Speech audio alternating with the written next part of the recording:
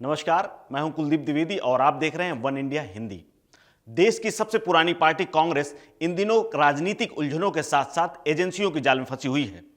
ED ने एक बार फिर से कथित नेशनल हेराल्ड घोटाले मामले में राहुल गांधी को एक नई तारीख दी है।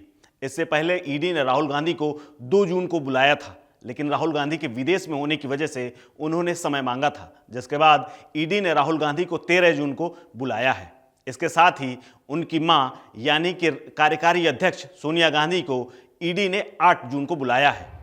प्रवर्तन निदेशालय यानी ईडी ने कांग्रेस के पूर्व अध्यक्ष राहुल गांधी को नेशनल हेराल्ड मनी लॉन्ड्रिंग मामले में 13 जून 2022 को तलब किया है। ईडी ने पहले राहुल गांधी को 2 जून को तलब किया था, लेकिन राहुल गांधी ने ईडी से थोड़ा वक्त मांगा था, जिसके बाद 13 जून की नई तारीख दी गई है। बता दें कि ईडी ने 1 जून को कांग्रेस की अंतरिम अध्यक्ष सोनिया गांधी और उनके सांसद बेटे राहुल गांधी को कथित नेशनल हेराल्ड मनी लॉन्ड्रिंग मामले में तलब किया था। सोनिया गांधी को जहां 8 जून को जांच में शामिल होने के लिए कहा गया है, वहीं राहुल गांधी को 2 जून के लिए बुलाया गया था।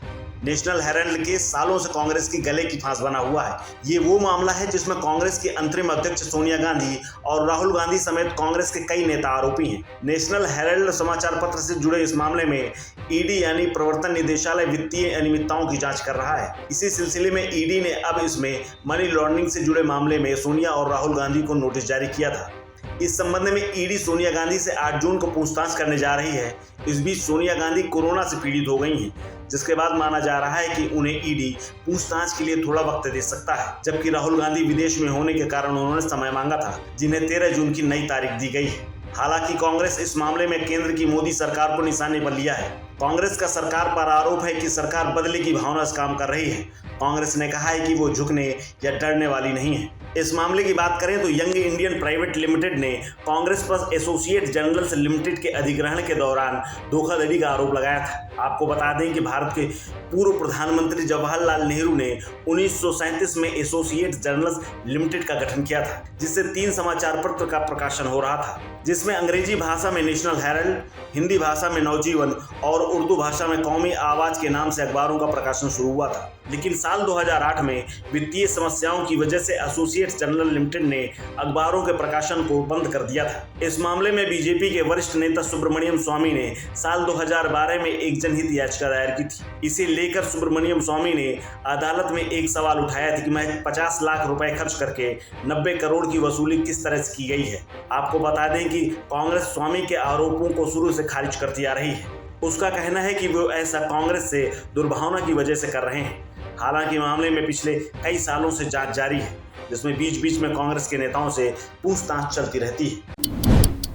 नमस्कार, मैं हूं राजेश पांडे और आप देख रहे हैं वन इंडिया हिंदी। उत्तराखंड की सियासत से जुड़ा आज बहुत बड़ा दिन है, क्योंकि उत्तराखंड के चंपावत विधानसभा में हुए चुनाव में सीएम धामी ने जीत दर्ज कर ली है।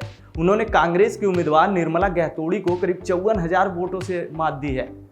सीएम धामी के लिए ये चुनाव जीतना बेहद जरूरी था, क्योंकि सीएम को सीएम पद की कुर्सी पर बने रहने के लिए विधान परिषद या फिर विधानसभा का सदस्य बनना बहुत जरूरी था। देखिए ये रिपोर्ट। उत्तराखंड से बड़ी खबर है। चंपावत सीट पर हुए उपचुनाव में सीएम पुष्कर सिंह धामी ने चुनाव जीत लिया है। सीएम धामी ने कांग्रेस की प्रत्याशी निर्मला गहतोड़ी को रिकॉर्ड 54,000 वोटों से मात दे दी है। चंपावत उपचुनाव के लिए 31 मई को 64.14% मतदान हुआ था। वोटों की काउंटिंग 3 जून सुबह 8 बजे से शुरू हो गई थी और शुरू से ही रुझानों में कांग्रेस उम्मीदवार निर्मला गहतोड़ी काफी पीछे थी। जीत के बाद बीजेपी कार्यकर्ताओं में खुशी की लहर है। 5वें राउंड के काउंटिंग के बाद तक निर्मला गहतोड़ी के खाते में महज 1,000 वोट ही थे।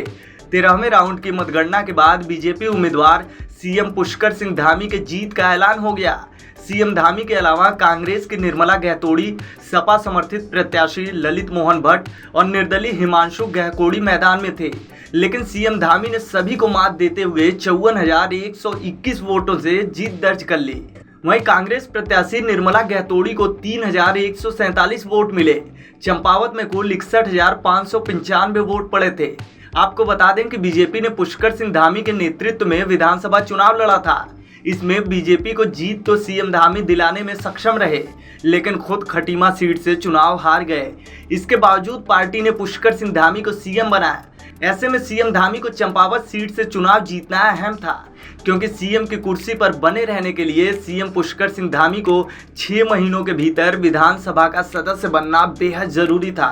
वहीं चंपावत में मिली रिकॉर्ड जीत पर सीएम धामी ने ट्वीट किया और चंपावत वासियों को बधाई दी। उन्होंने लिखा, चंपावत उपचुनाव में आपके द्वारा वोटों के माध्यम से बरसाए गए प्रेम और आशीर्वाद से मन अत्यंत भावुक है।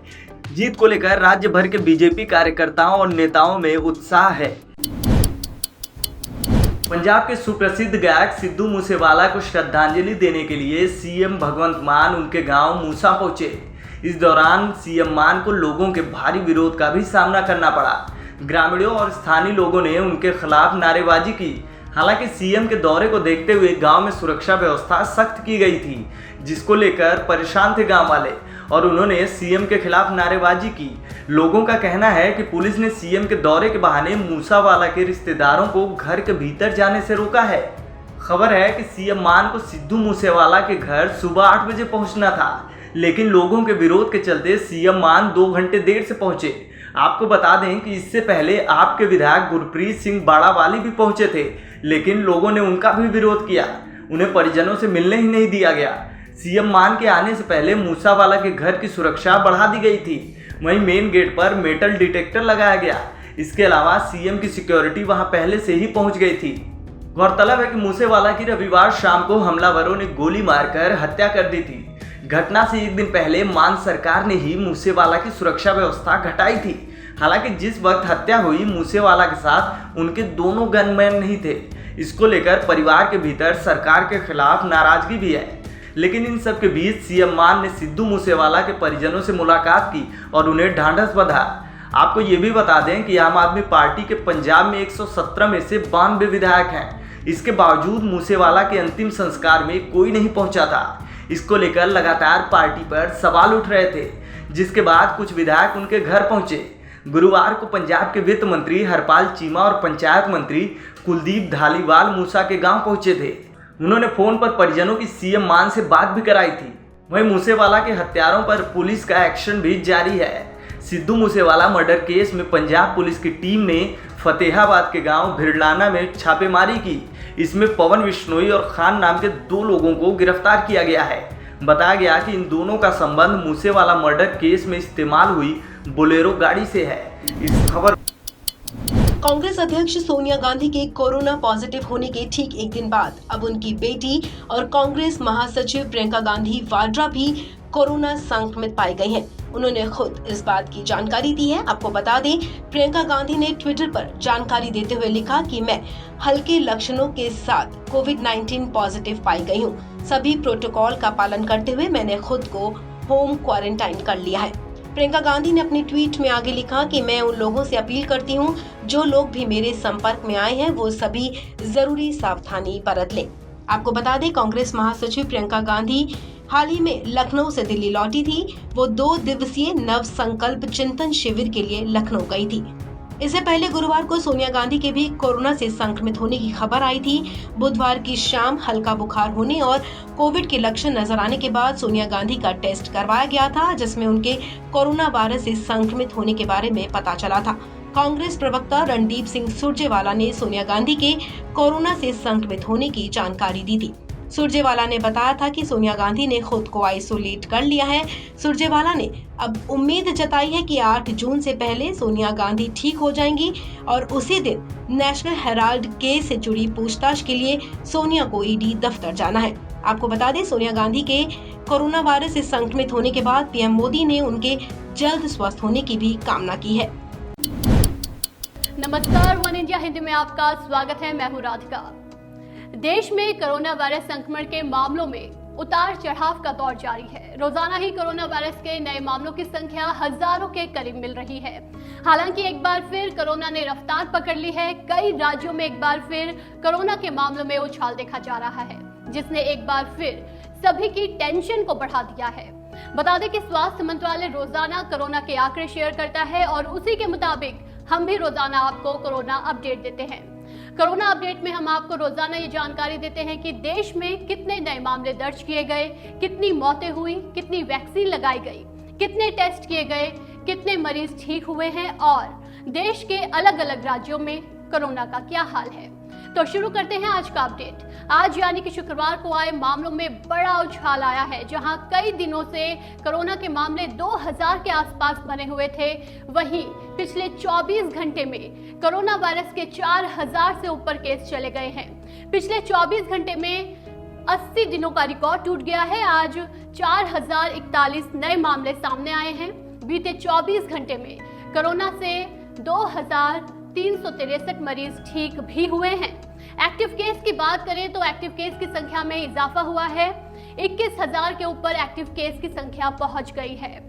एक्टिव केस अब 21,177 हो गए हैं। इसके साथ ही अब तक देश भर में कुल 4,26,22,757 लोग इस महामारी को मात दे चुके हैं। वहीं महामारी के कारण जान गंवाने वालों की बात करें तो कोरोना से बीते 24 घंटे में 10 मरीजों की जान गई है। कोरोना से देश में अब तक कुल 5,24,651 लोगों की जान जा चुकी है। स्वास्थ्य मंत्रालय के मुताबिक अब तक वैक्सीन के कुल 193,73,72,365 डोज लोगों को दी जा चुकी है। वहीं बीते दिन 12,05,840 डोज लोगों को लगी है। अगर राज्यों की बात करें तो महानगरों में हालात खराब होते जा रहे हैं। दिल्ली, मुंबई में सबसे ज्यादा मामले सामने आ रहे हैं। मुंबई के अस्पतालों में मरीजों की संख्या तेजी से बढ़ रही है। देश में सक्रिय मरीजों की संख्या सबसे ज्यादा दिल्ली में है, इसके बाद मुंबई में। ऐसे में विशेषज्ञों ने फिर से कोरोना को लेकर चिंता जताई है। राज्यों में कोरोना की बात की जाए तो महाराष्ट्र में 1045 मामले सामने आए हैं। दिल्ली में 373 मामले, कर्नाटक से 297 मामले सामने आए हैं। हरियाणा में 188 नए मामले दर्ज किए गए, तो केरल को लेकर इन पांचों राज्यों में 80.99% मामले सामने आए हैं। इस खबर में फिलहाल इतना ही। तमाम अपडेट्स के लिए बने रहिए वन इंडिया हिंदी के साथ।